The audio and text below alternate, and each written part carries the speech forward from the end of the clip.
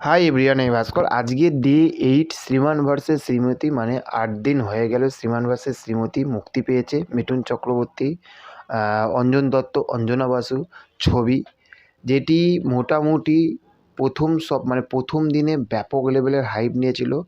তারপরে আমার দেখা এইরকম যে কোনো সিনেমার রিভিউ, কোনো সিনেমার রিয়াকশান আসার পরে সিনেমার হাইপ আরও বাড়ে, কিন্তু সেখান থেকে শ্রীমান ভার্সেস শ্রীমতীর সিনেমা হাইপ আরও কমে গেল। এটা সত্যি অবাক করে দিয়েছে।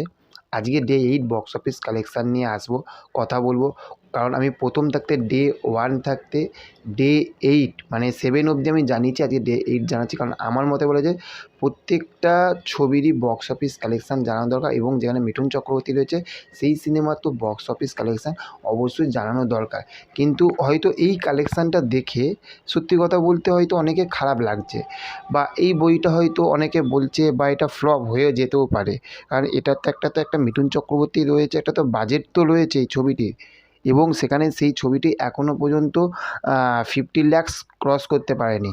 তো সেখান থেকে এই ছবিটি ফ্লপ হয়ে যেতেও পারে। যদি কোনো মিরাক্কেল ঘটে তবেই সেটা একটা সুপারহিট বা হিটের একটা তকমা, সুপারহিট ছেড়ে দিন, একটা হিটের একটা তকমা দেওয়া যেতে পারে। কিন্তু আমি বলবো যে সবই ঠিক আছে, কিন্তু এই সিনেমাটি যেভাবে কালেকশান আসছে না, যেভাবে এতদিনে ডে 8 অবধি আমি কালেকশান জানি, ডে 8 অবধি বা ডে 7 অবধি যে কালেকশানটা এসেছে, এটা কিছু সংখ্যক মানুষ তো সত্যি কথা বলতে দেখতে যাচ্ছে, একদম তো মুখ থুবড়ে পড়ে যায়নি।